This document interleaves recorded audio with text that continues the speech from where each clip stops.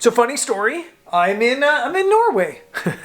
It feels like on the videos I've been just jumping from country to country to country, but I'm so far behind the videos, I'm just kind of like cutting out the month I spend in Portugal. So it's March and I'm super excited to be exploring the Lofoten Islands. So let's check out Tromsø really quickly and then let's head south. Before we get into the epicness of the Lofoten Islands, today's video is sponsored by Squarespace.com. Not only are there some incredible templates to help you make your website look ultra professional, but there are so many tools to help you build a strong online business. There's blogging tools, there's e-commerce integration, and there's even a way to create a members-only section to your website. To get you started, head to squarespace.com/BrendanVanson for a 10% discount on your first purchase. Now, back to Norway. Tromsø is such a beautiful town. I love the 24 hours I get to spend here nearly every year. But as nice as it is, it's already time to head south to chase northern lights and landscapes worthy of all the photos.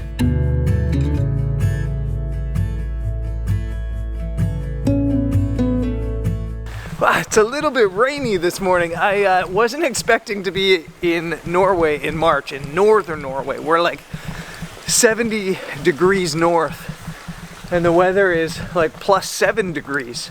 It's the end of winter here and we're off to the Lofoten Islands this morning. I'm so excited for this, so let's hit the road.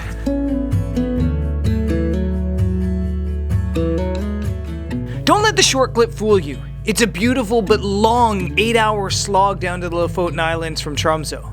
But our arrival to a nightscape of auroras behind scattered clouds made the drive so worth it already. And after a bit of sleep, we were out and ready to chase photos. We're staying in Ballstad, which is just this awesome spot. Literally our apartment is right up there.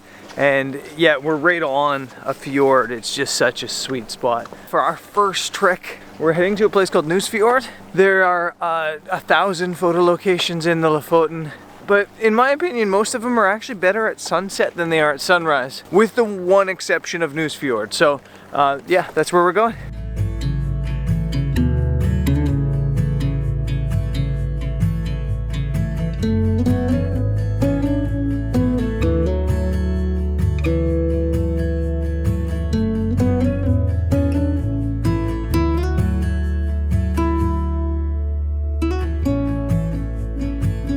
It's a crazy bluebird morning today. There's not a cloud in the sky and it kind of feels weird because I'm not really dressed for winter right now, and it's winter in the Lofoten Islands. It's like 6 degrees this morning. It doesn't make any sense. It's nice and warm.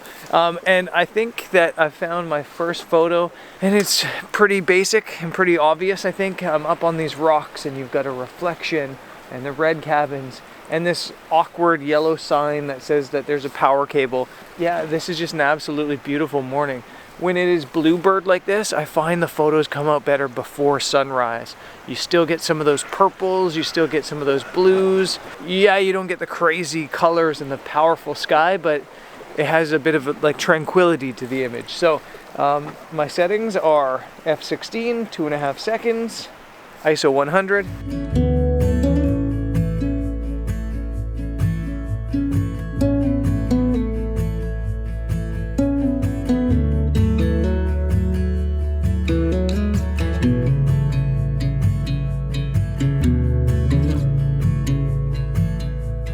This is my 4th or 5th time here at Nusfjord. So I'm trying to do something different than I've done before, and I found myself kind of sitting right on the edge of these rocks with my tripod kind of crazily set up here and doing something that's not traditional at all. I've kind of got this red cabin half blocked by this rock in this foreground and beautiful light up on the peaks. You're getting some nice glow on the peaks. I'm just trying to do things that are different. I think that's so important.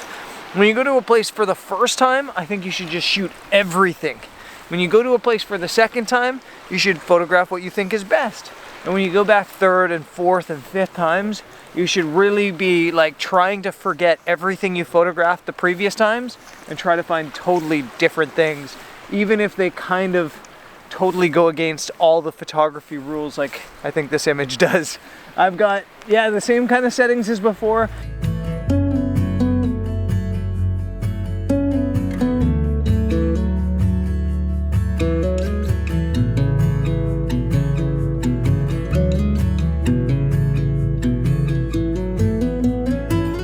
Maybe it's the nice weather, or maybe it's just being surrounded by these crazy beautiful peaks, but I'm feeling so reinvigorated this morning. And as I do when it tends to get pretty bright in the sky, I've switched to my long lens.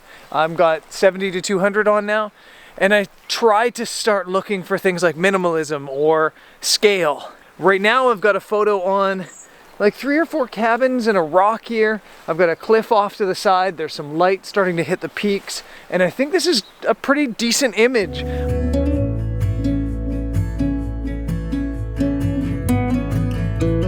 I've also taken an image opposite direction.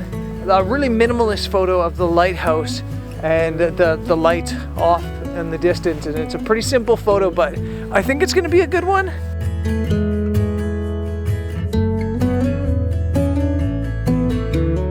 And yeah, I really cannot complain about the way this morning is going. With a couple nice photos already in the bag, the trip was off to a good start. That afternoon, we pushed farther south to check out a couple truly iconic photo locations on the islands. We made it down to Rhina, and I forgot to mention something. This is Neil. Don't have me in the video, man. Nobody wants to see me. Everybody wants to see Neil. Neil does our like photography for the studio in Portugal, and he's assisting me here. So most of the B-roll that you're seeing is Neil's. So if you love it, it's his. No, if you love it, it's mine. You hate it, blame Neil. And yeah, so we're in Rhina. This is kind of like the classic region of Lofoten that almost everybody photographs. We're having a bluebird day with perfect reflections. This is the town of Rhina over here. You've got Hamnoy and Saxaroy just over that way. We're gonna just take a quick photo of this because this is really special and rare to have this calm of a situation here. And then we're gonna go to Hamnoy Bridge and photograph that classic view that way. So this is pretty special. This is a pretty good day.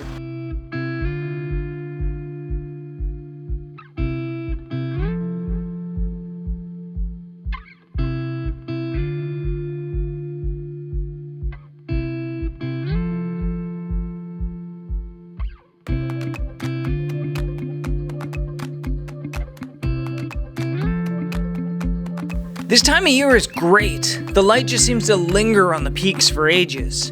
It means that you can actually photograph a number of locations in one sunset. Just such an odd day because it's so calm. I've photographed this bridge 5 or 6 or 7 or 8 times, and every time it felt like I was gonna get blown over by the wind. And there isn't any clouds, and that kind of ruins it a little bit, but it's just so peaceful, I guess, and all the photos even feel peaceful.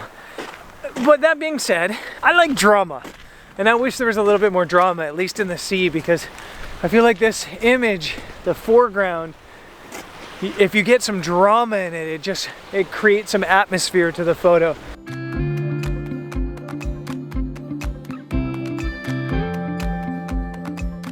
So where I ended up coming is under the bridge. So everybody else is kind of shooting from up there. Ones that are trying to do something a little bit different tend to come under the bridge. It's not sketchy, but it kind of feels sketchy where you're sitting. But being down here gives you some drama and some atmosphere, and without a sky, it really needs that photo. There's some beautiful rocks that kind of appear occasionally here. And with like a 1 second or 2 second exposure, you get some like misty looking water in the bottom of the frame. You've got this glow happening on the top of the mountains, and then the red cabins in the mid frame. And it's pretty sexy. I've got 4-stop medium grad on the top of the lens. I've got my 17 to 40 because of course my 15 to 35 got destroyed in Iceland. And I'm shooting like a little over a second and just waiting for the right wave to hit at the right time, like right now.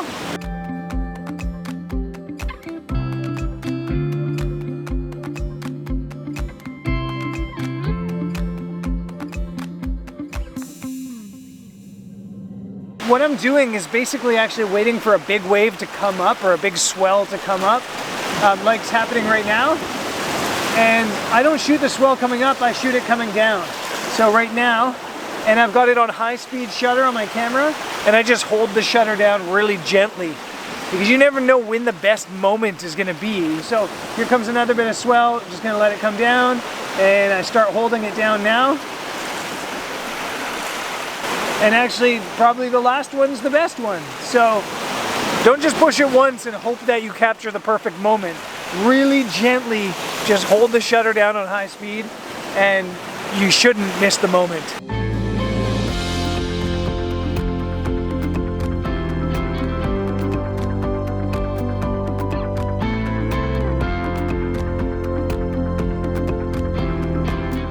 We're back at it after some food.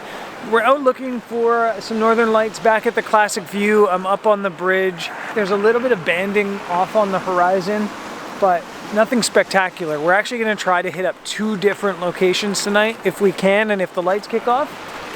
Yeah, and the classic one's kind of the first one. One of the things about northern lights I don't think people realize is that you need to try to have a faster shutter speed.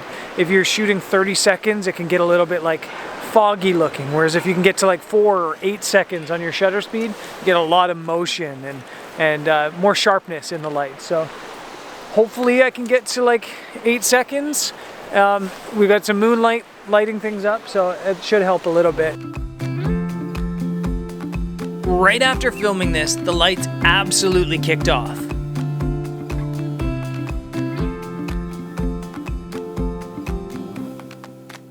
And there's a pretty funny story about this night photographing the aurora. So let's hop to the future and I'll tell you all about it. Okay, I'm back in Portugal. Well, for the moment. The videos will still be from Norway for a while. I think there's gonna be 4 videos in total. I just wanted to talk to you super quickly about the northern lights the night at the end of this video, because basically when I finished talking to you out in the field last, that's the last I filmed. It's really hard to film in the dark. It's hard to vlog in the dark. But I wanted to talk about the night because it was epic. We had an absolutely crazy light show basically as soon as I stopped filming. So what happened, and the funny story is, we're photographing from Hamnoy Bridge and the northern lights were kind of going off, and over on this photo, let's scroll back, you can see there was some banding of northern lights right across the horizon, but it was nothing crazy. We didn't get like wild, twisty lights or anything. They were pretty intense, but they weren't crazy. So I said to my group, you know what, we've got a photo here. Let's go try to go to another location. We all packed up our bags and we headed to the vans. And the vans were in this little parking lot that faces north. Everybody kind of parks and sits there waiting for the northern lights. They sit there pointing north, looking, hoping to find the northern lights. So there's like 50 cars. No, that's an exaggeration. There's like 6 cars in this parking lot and just looking out at darkness. And I thought, it's nature and it's calling.